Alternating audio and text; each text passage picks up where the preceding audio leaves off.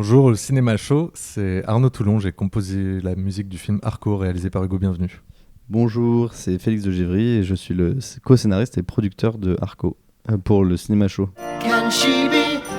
Pardonnez-moi d'interrompre un instant la musique, mais nous avons un invité de marque que j'aimerais accueillir comme il se doit. Bonjour à tous, cette semaine, avec le patron Simon, nous avons la chance d'accueillir Félix de Givry, scénariste et producteur d'Arco, ainsi que le compositeur du film Arnaud Toulon. Bonjour à vous deux, comment allez-vous ? Ça va super. Bonjour. Merci de nous accueillir. Bonjour, c'est quoi le nom de l'émission pardon ? C'est The Cinéma Show. The Cinéma Show. Bonjour, The Cinéma Show. On l'a pas dit, on est dans le rush. Nous sommes le 29 octobre. Bien évidemment, bien Attention, évidemment. bien De le 29 octobre. toute façon, votre film joue sur la temporalité, donc voilà. On n'a pas enregistré ça avant. Non, jamais, on ferait jamais ça. Traditionnelle question pour débuter, Félix de Givry. Pouvez-vous revenir sur la jeunesse du film ? Oui, alors la jeunesse, tout a commencé quand Hugo m'a envoyé un dessin en 2020, en mai 2020, pendant le Covid. Il m'a envoyé une petite tête qui sortait dans le ciel, qui laissait une traînée arc-en-ciel derrière elle, et c'était pas vraiment Arco à l'époque, et il m'a dit tu penses que ça ferait un bon clip, et je lui ai dit je pense que c'est vraiment un personnage de long métrage, et c'est comme ça qu'on a commencé un peu à explorer le film, où c'est vraiment parti du dessin, ce qui est marrant puisque le film finalement parle que de ça, quoi, du dessin finalement, et on a commencé à écrire, ça s'est vraiment fait de façon assez naturelle et assez organique.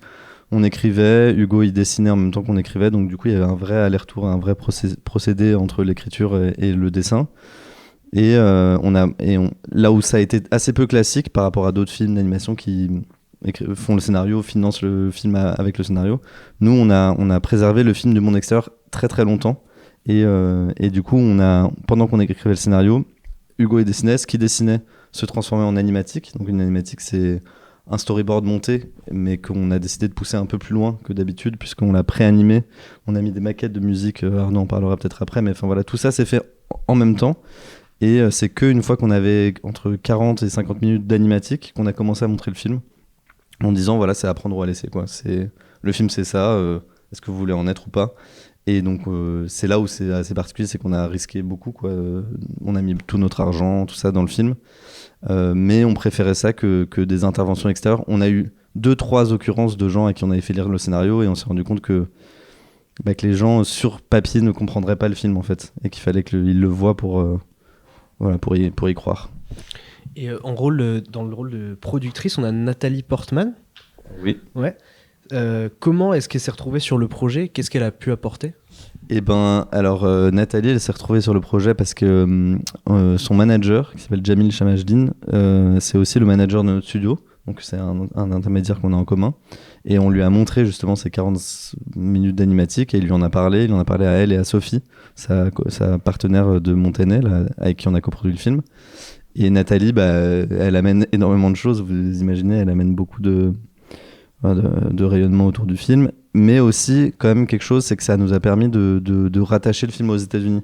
Il y a un moment où nous on voulait pas que le film il soit que en gros on a décidé de fabriquer tout le film à Paris, et donc en fabriquant tout à Paris on s'est privé de beaucoup de financements traditionnels pour les films d'animation, qui sont notamment les coproductions européennes. En fait un film d'animation c'est souvent assez éclaté, la production entre plein de studios, ce qui permet d'avoir de l'argent. Je vais pas rentrer dans le détail, ça va être un peu ennuyant, mais en gros, souvent, il y a des films qui se font une partie en Belgique, au Luxembourg, et parfois au Canada. Et moi, je pense que c'est un des problèmes des films d'animation, mais bon, ça, c'est un autre débat. Mais donc, nous, ça nous a permis d'avoir accès à de l'argent, notamment américain, et donc de se limiter toutes les sources de financement qu'on pouvait avoir en faisant que le film à Paris, on les a eues. Et voilà, ça a été super. Et elles ont beaucoup compris aussi le film et notre volonté d'indépendance. Voilà. C'est intéressant que vous parliez de la passerelle avec les États-Unis, puisque finalement votre film il est assez aussi référencé américain, je trouve. J'ai beaucoup pensé à E.T., Retour vers le futur, mais aussi Interstellar. Est-ce que c'était des références claires au moment de l'écriture et de la réalisation du film ? Alors Interstellar, pas tant. Interstellar, je crois que Hugo l'a même pas vu. Non, mais Arnaud pourra en parler parce qu'ils ont un débat sur la musique de fin. Ouais, il en a été question. Il y a un twist scénaristique dont on va pas parler, oui. mais pour la musique de fin, moi j'avais peur justement parce que on avait trouvé une musique, et je me posais la question s'il y avait une proximité avec Interstellar, et Hugo. C'est vrai que j'y ai un peu pensé. le rejette complètement. Ouais, c'est pas un des.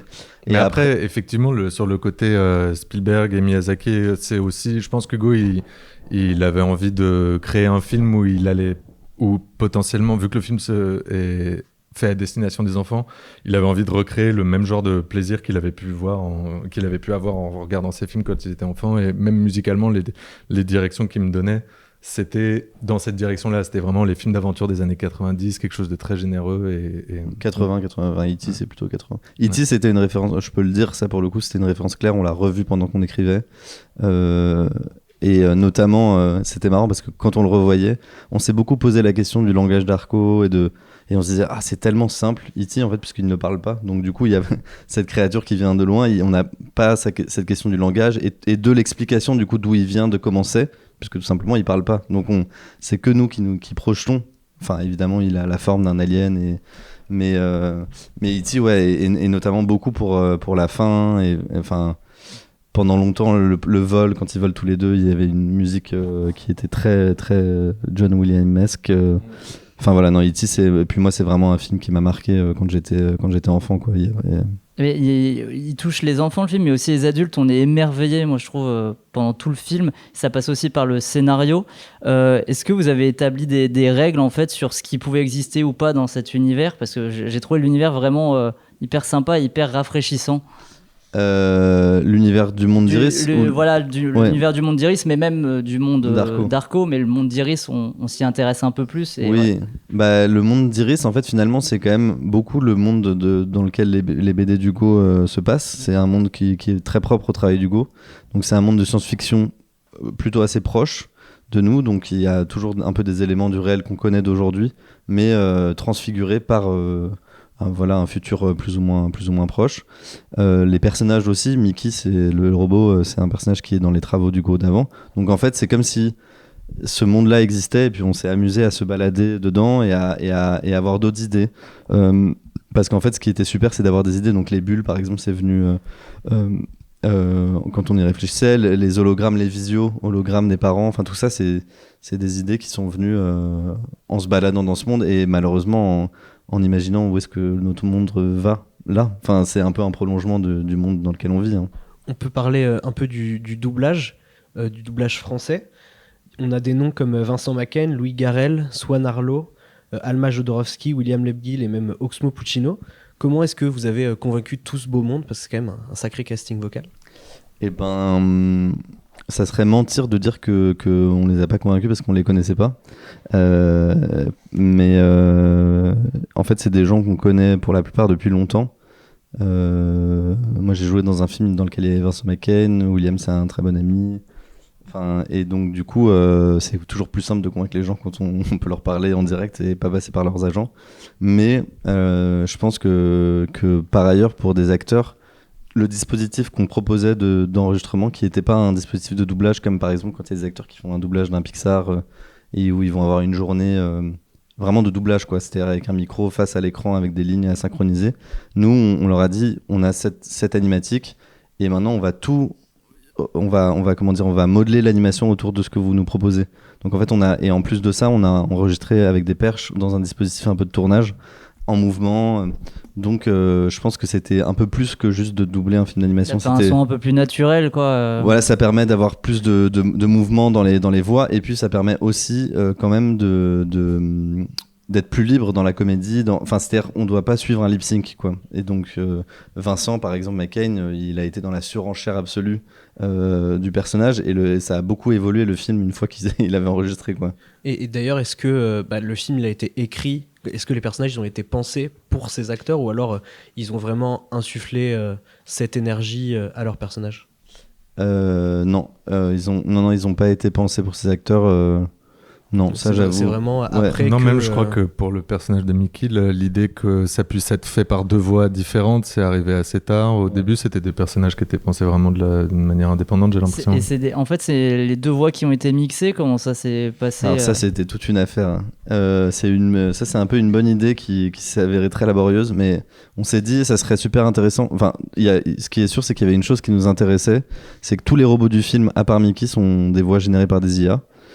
Et on voulait que Mickey, qui est une figure un peu plus humaine en tout cas, soit joué par des acteurs et qu'il y ait une espèce de différence sensible, pas forcément identifiable, entre les voix des autres robots qui sont très robotiques du coup et la voix de Mickey. Et donc on s'est dit ça va passer par à la fois des acteurs qui imitent une prosodie un peu de robot ou à la fois des robots. Donc voilà. Après est venue l'idée de se dire et si le service des nanibots, qui est le truc qu'on a imaginé qui a créé Mickey, proposait dans son offre d'avoir un robot nounou, de faire un mélange des voix des deux parents pour avoir la sensation que les deux parents sont... C'est une très bonne idée sur le papier, sauf qu'à réaliser, techniquement, c'était vraiment très très laborieux. Donc ce qu'on a fait, c'est vraiment de l'artisanat, quoi. On a enregistré toutes les deux voix sur la même prosodie, on les a fait doubler par des trucs, et puis après on a découpé, on a mixé un peu plus la voix de l'un de l'autre. Mais il y a eu des tests en IA sur la voix de Mickey. Il y a eu des tests, il y a eu plein de tests. Qui ne fonctionnaient pas, non, pas du tout. Ce qui est plutôt rassurant, de se dire que même dans un cadre où c'est justifié par narrativement cette idée d'utilisation de l'IA, qu'en fait, même dans ce cadre-là, en termes d'émotion, ça fonctionne pas. Ouais. C'est vrai que moi, je trouve que... Et pourtant, Mickey, en fait, en plus, il a pas non plus 20 000 lignes de dialogue. C'est pas comme s'il avait un monologue à un moment. Mais... Et notamment, je pense qu'il y a un des trucs qui nous émeut. Ça serait révéler quelque chose du film, je peux pas le dire. Allez voir le film. Ouais, c'est ça. Et donc, vous disiez que vous travaillez en même temps la musique et la réalisation du film, c'est ça ? Il y avait cet aller-retour entre vous. Oui, moi j'ai eu la chance d'être impliqué vraiment tôt dans le processus de fabrication. Ça, c'est plutôt rare quand même pour un film. Alors, ça pour dépend d'un film à l'autre. J'ai l'impression que c'est c'est très rare. La musique, c'est un des postes qui peut intervenir un peu à n'importe quelle étape, mais malheureusement, pour la plupart des compositeurs, ils sont impliqués très tard dans le processus. Moi, j'ai eu la chance d'être impliqué assez tôt et ça permettait de se poser beaucoup de questions en avance, d'essayer des mauvaises directions. On a échangé pendant les 5 années de fabrication avec Hugo et ça m'a été très utile. Moi, c'était mon premier long métrage, pour Hugo aussi, et du coup, on a appris à fabriquer Et puis l'un informait l'autre en fait, c'est-à-dire qu'il y avait quand même, et ça c'est un des talents d'Arnaud, de faire des mélodies qui je pense vont résister au temps, et donc du coup il nous envoyait la musique et puis on l'écoutait en boucle. Et nous on a déjà envie de la réécouter aussi. Oui, parce que en fait ça manque dans les films, ça j'adresse un message mais ça manque la mélodie dans les films. Avant les films il y avait des thèmes dans les films. Les leitmotifs. Il y avait des leitmotifs, les films ils commençaient, il y avait des génériques de début et c'était le thème et c'était le programme du film, et aujourd'hui c'est vrai que souvent parfois les films il y a un peu un côté où il faut pas interrompre le réel, alors que je pense que c'est super, et la musique c'est un bon moyen d'interrompre le réel, quoi. Le cinéma français d'animation, il a la cote en ce moment. On a eu plein de propositions différentes. J'ai perdu mon corps, Linda veut du poulet, Mars Express, même dans un registre science-fictionnel. Quel regard vous portez sur ce cinéma français d'animation ? Moi je porte forcément un regard bienveillant. Déjà le monde de l'animation est un monde très bienveillant et très doux comparé au cinéma, c'est pas pour faire des comparaisons, mais en tout cas ça se ressent quand on est à Annecy. La ville est très apaisée, très calme. Oui, c'est pas... Vous y avez gagné le cristal du coup du long métrage. Ouais, c'était super. Ouais, à Annecy c'était super parce qu'il y a beaucoup de gens du studio qui ont... En fait il faut savoir que le film on l'a vraiment fabriqué avec beaucoup de gens très jeunes, dont c'était les premières fois. Nous, on est jeunes, mais un peu moins jeunes, mais il y avait quand même plein de gens. C'était quand même notre premier. Oui, voilà, il y avait beaucoup de gens très jeunes, et donc on a tous été à Annecy, et c'était vraiment super. Annecy, c'est vraiment super. Et que par rapport, en fait, moi, maintenant, c'est vrai qu'avant, j'avais tendance à pouvoir dire des choses sur les autres gens, mais c'est tellement dur de faire des films que j'ai que de la sympathie, de la bienveillance pour n'importe quel film qui se fait. En fait, même des films que j'aime pas, maintenant, je peux pas. Enfin, je sais pas, il y a quelque chose. Pour moi, il faut tellement de croyance, tellement de conviction pour faire un film que, en fait, je trouve que ça demande beaucoup plus de courage finalement de dire ce qu'on aime que ce qu'on n'aime pas. Donc maintenant, je dis plus ce que j'aime pas forcément. Et dans ces films que vous citez, il y a plein de super films en fait. Donc non, on a beaucoup de chance. Moi, tout ce que je peux dire sur le cinéma d'animation, en tout cas, c'est que je trouve qu'on devrait moins faire d'adaptations et plus de récits originaux. Voilà, mais là, moi j'ai perdu mon corps, c'était super, c'était une adaptation, mais voilà, c'est-à-dire moins avoir ce truc des financiers qui veulent bien faire un film parce que c'est l'adaptation d'une BD à succès, quoi, en gros. Et du coup, vous parliez d'Annecy, mais le film il a beaucoup vécu en festival. Il a été à Cannes, il a aussi été au Festival Lumière. Est-ce que vous vous attendiez, est-ce que c'était quelque chose auquel vous pensez que le film vive autant en festival et autant de succès dans ces festivals-là ? Après, on peut jamais vraiment s'attendre. C'est toujours un peu. Ce qui est sûr, c'est qu'il y a des signaux de ce qu'on appelle le marché. C'est-à-dire que le marché, quand il suit un film, il dit qu'il croit au film. Donc du coup, c'est une espèce de cercle vertueux ou vicieux. C'est-à-dire que si il y a le cercle vertueux, après, c'est l'intérêt de tout le monde qu'il aille dans des festivals aussi. Mais non, c'était ce qui est super. Moi, je trouve que ce qui est super, et c'est Nathalie, pour répondre aussi à la question de Nathalie, je pense que ça amène ça, c'est que je trouve que l'animation est souvent un peu ghettoisée ou mise comme un. On pense que c'est un genre. Deuxième division, quoi. Oui, Ouais, ou que c'est même un ouais. genre, quoi, comme on pourrait dire un film d'horreur, un film d'animation. Et je trouve que ce qu'on a essayé, en tout cas avec le film, c'est que moi, je trouve que les films d'animation, c'est des films, voire même, des films encore plus compliqués à faire que des films, parce que c'est des films qu'on doit voir 10 fois, 15 fois, enfin que les enfants voient beaucoup. Donc ça doit résister à l'usure. Et c'est dur de faire des. Enfin, en fait, combien de fois de films dans votre vie vous avez vu 15 fois? Et il y a des gens qui ont vraiment vu 15 fois un Miyazaki. Enfin, quand on est enfant, on peut voir 5 fois, 10 fois un Totoro. Donc ça, c'est pas évident à faire. Et je redonne de la bienveillance à ces gens qui ont fait des films d'animation. Non, mais c'est vrai. Et donc, ouais, on a beaucoup de chance. Et on a beaucoup de chance aussi que l'animation, ce soit un médium qui soit exportable facilement. Parce que du coup, il faut juste doubler les films et puis après, ils existent. Contrairement à un film suédois doublé qui a plus de mal peut-être à voyager. Lucas, t'as vu 15 fois Madame Web, donc Ouais, il résiste bien, il résiste bien autant. 25. La dernière question? Oui. Allez, c'est pour toi. Donc on termine toujours avec la même question dans TCS. Quelle est la dernière découverte que vous avez fait en salle ou à la maison et que vous aimeriez recommander?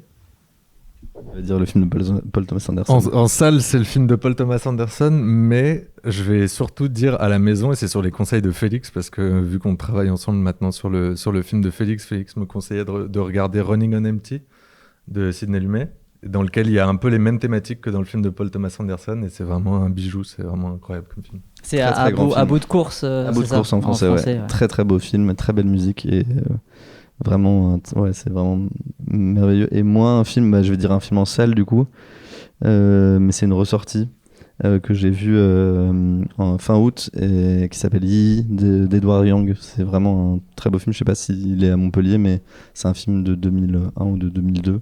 C'est son dernier film et c'est vraiment très beau. Il doit pouvoir se trouver alors. Et votre projet, ça sera sur quoi quand ça sort? On peut en Ça savoir sort, un peu plus. je sais pas quand est-ce que ça sort parce que je suis en train de le finir, mais je pense l'année prochaine. Et c'est sur 2 adolescents. Ça s'appelle À du monde cruel. Et c'est du live action ou de C'est du l'animation? live action. Waouh. Ouais. Et c'est Arnaud qui fait la musique. Attendez-vous à des grandes mélodies. Rien de moins. Bah, on espère qu'on vous retrouvera quand le film Moi aussi. sortira. Merci beaucoup. Avec plaisir. Merci beaucoup Arnaud Toulon et merci Félix de Givry d'avoir répondu à nos questions. Donc Arcos est actuellement en salle. Personnellement, c'était un vrai coup de cœur, surprise quand je l'ai vu à Cannes. Je trouve que c'est une pépite d'animation. Alors on vous encourage vraiment à aller le découvrir dès maintenant en salle. Merci. Merci beaucoup de nous avoir vus. Can she be late for her cinema show?